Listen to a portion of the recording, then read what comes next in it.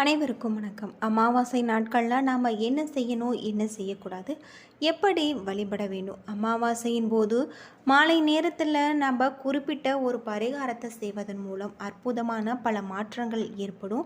அது மட்டும் இல்லாமல் இன்றைக்கி நம்ம அந்த வீடியோவில் அமாவாசை ஏன் இப்படி சிறப்பு வாய்ந்த ஒன்றாக கருதப்படுது அப்படிங்கிறத பற்றியும், முன்னோர்களை வணங்குவதால் ஏற்படக்கூடிய நன்மைகள் என்ன அப்படிங்கிறத பற்றியும் முழுமையாக தெரிஞ்சுக்கலாம்.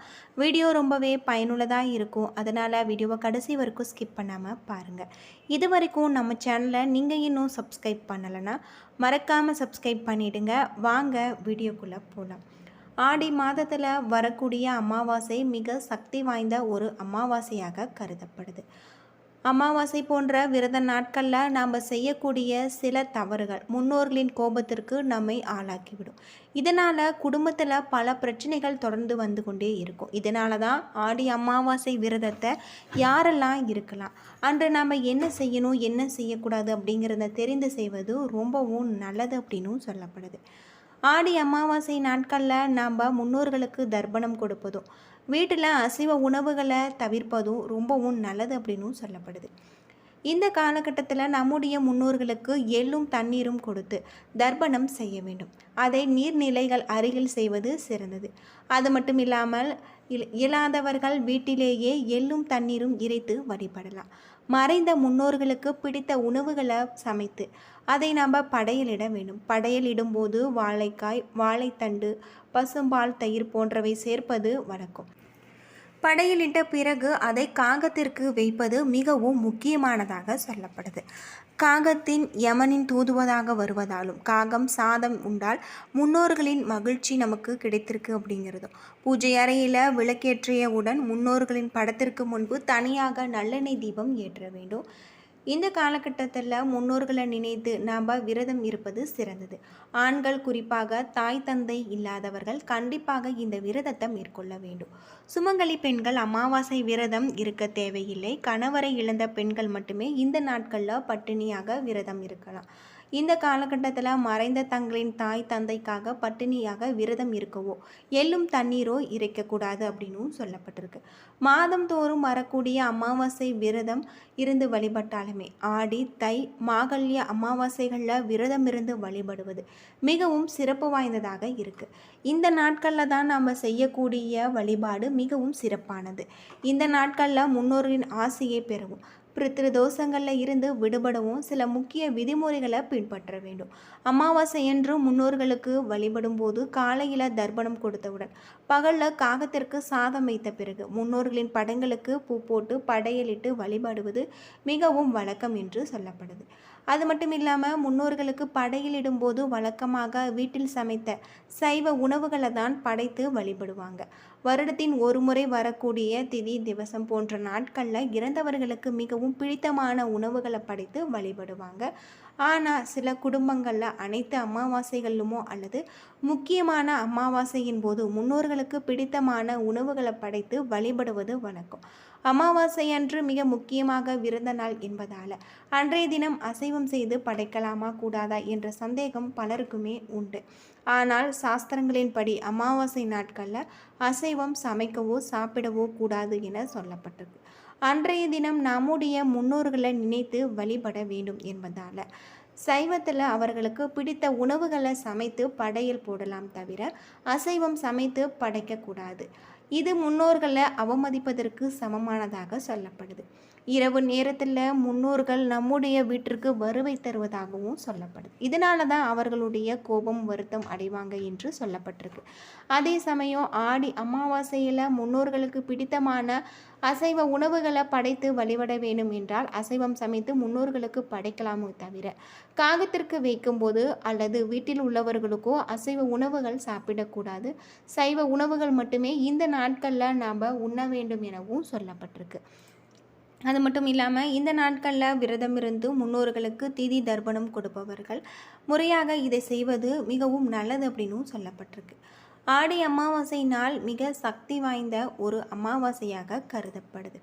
இந்த நாட்களில் விரதம் இருந்து நாம் படையல் இடுவது முன்னோர்களின் அருள் நமக்கு கிடைக்கக்கூடியதாக இருக்குது. முன்னோர்களுக்கு நாம் கொடுக்கக்கூடிய தர்ப்பணம் பித்ருகளின் கூடுதல் பலமும் ஆத்ம சக்திகளும் கிடைக்கும். இந்த சக்தியை பெற்று அவர்கள் மகா விஷ்ணுவின் பாதங்களில் சமர்ப்பதாக ஐதீகம்.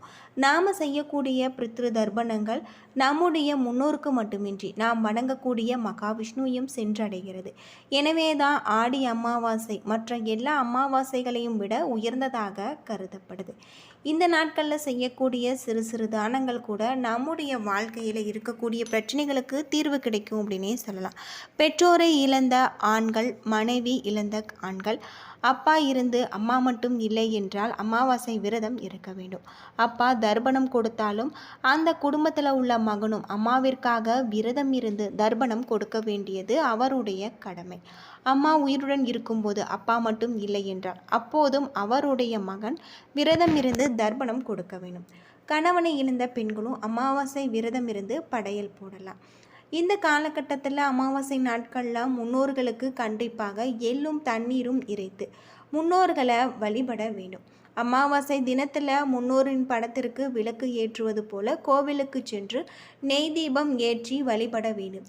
ஏழை எளியவர்களுக்கு அன்னதானம் செய்ய வேண்டும். பசுவிற்கு அகத்திக்கீரை கொடுக்க வேண்டும். அது மட்டும் இல்லாமல் முன்னோர்களை நினைத்து 4 பேருக்காவது நம்மால் முடிந்த பொருட்களை அன்னதானம் செய்வது ரொம்பவும் நல்லது அப்படின்னும் சொல்லப்படுது. இந்த காலகட்டத்தில் இதுபோல் செய்து வருவது நிறைய நன்மைகளை நமக்கு கொண்டு சேர்க்கக்கூடியதாக இருக்குது. அமாவாசை நாட்களில் நாம் இது போல் செய்து வருவது, நெய் தீபம் ஏற்றி மாலை நேரத்தில் வழிபட்டு வருவது நிறைய நன்மைகளை நமக்கு தரக்கூடியதாக இருக்குது. அது மட்டும் இல்லாமல் அம்மா அப்பாவிற்கு ஒரே பெண் குழந்தை மட்டும்தான் என்றாலுமே சுமங்கலி பெண்கள் தர்ப்பணம் தரக்கூடாது. அன்றைய தினம் கோவிலுக்கு சென்று தாய் தந்தையை நினைத்து பிரார்த்தனை செய்து நெய் தீபம் ஏற்றி வைத்து வழிபடலாம். அங்கு யாராவது ஒருவருக்கு உணவு வாங்கி கொடுக்கலாம். வீட்டிற்கு வந்து அவர்களுக்கு பிடித்த உணவுகளை படைத்து யாரையாவது 2 பேருக்கு வீட்டிற்கு அழைத்து அன்னதானம் கொடுப்பதும் சிறப்பான ஒன்றாக இருக்குது. இப்படி ஒரு சக்தி வாய்ந்த அமாவாசையாக தான் ஆடி அமாவாசை தினம் இருக்குது. தாய்ச்சாயன காலத்தில் வரக்கூடிய ஆடி அமாவாசை முன்னோர்களை நினைத்து படையலிட்டு வணங்குவதற்கு உகந்த ஒரு நாளாக இருக்குது. பொதுவாக ஒரு வருடத்தில் 96 முறை முன்னோர்களுக்கு நாம் தர்ப்பணம் செய்ய வேண்டும் என சாஸ்திரத்தில் சொல்லப்பட்டிருக்கு. அப்படி செய்ய இயலாதவர்கள் ஒவ்வொரு மாதமும் வரக்கூடிய அமாவாசையில் செய்யலாம். அன்று பித்ருலோகத்தில் இருந்து தேடி வரக்கூடிய முன்னோர்களுக்கு திதி தர்ப்பணம் கொடுக்க வேண்டும் என்பதே சாஸ்திரம் சொல்லக்கூடிய விதியாக இருக்குது. அது மட்டும் இல்லாமல் ஆடி மாதத்தில் சூரியன் கடக ராசியில் சஞ்சரிக்கிறதாகும். கடகம் சந்திரனின் ஆட்சி பெற்ற வீடு. சூரியன் சிவ அம்சம். ஆடி அமாவாசையின் போது சிவ அம்சமான சூரியன் சக்தி அம்சமான சந்திரனுடன் ஒன்று சேர்வதால் சந்திரனுடைய ஆட்சி பலமடைகிறதாக சொல்லப்படுது. ஆடி அமாவாசை வழிபாட்டுக்கு உகந்த நாளாக சொல்லப்படுது. அன்றைய தினத்தில் நாம் செய்யக்கூடிய பரிகாரம், அது மட்டும் இல்லாமல் செய்யக்கூடிய தானங்கள் நம்முடைய தலைமுறைக்கு நல்ல ஒரு வாய்ப்புகளை தரக்கூடிய வகையில் அமைஞ்சிருக்கு. வருடத்தில் முக்கியமாக 3 அமாவாசையில் ஏதாவது ஒரு அமாவாசையில் நாம் இது போல் செய்து வருவது நல்லதாக சொல்லப்படுது. மேலும் கடகராசியில் குரு உச்சம் பெறுகிறார். குரு என்பவர் முன்னோர்களை குறிக்கக்கூடிய கிரகம். மேலும் புத்திரபாகியத்தை கொடுக்கக்கூடிய கிரகம் அவரே. ஆகவே பித்ரு தர்ப்பணத்தை முறையாக மேற்கொண்டால் குடும்பத்தின் வாரிசுகளின் வாழ்க்கை சிறப்பாக இருக்கும் அப்படின்னும் சொல்லப்படும். ஜோதிட ரீதியாக பார்த்தால் பித்ரு தோஷமே தலையான தோஷமாக கருதப்படுது. இந்த தர்ப்பணத்தை முறையாக செய்து குலதெய்வ வழிபாட்டை முறையாக செய்யும் ஒருவரை எந்த ஒரு தோஷமும் பாதிப்பதில்லை என்பதே நம்பிக்கை. முன்னோர்களுடைய ஆசீர்வாதம் இவர்களின் கவசமாக பாதுகாப்பதாக சாஸ்திரத்தில் சொல்லப்பட்டிருக்கு. என்ன நண்பர்களே, இந்த வீடியோ உங்களுக்கு பயனுள்ள ஒரு தகவலை தந்திருக்கும்னு நினைக்கிறேன். வீடியோ பிடிச்சிருந்தால் லைக் பண்ணுங்கள், ஷேர் பண்ணுங்கள், கமெண்ட் பண்ணுங்கள். இது போல் தகவலை தெரிஞ்சிக்க நம்ம சேனலை மறக்காமல் சப்ஸ்கிரைப் பண்ணிவிடுங்க. நன்றி நண்பர்களே.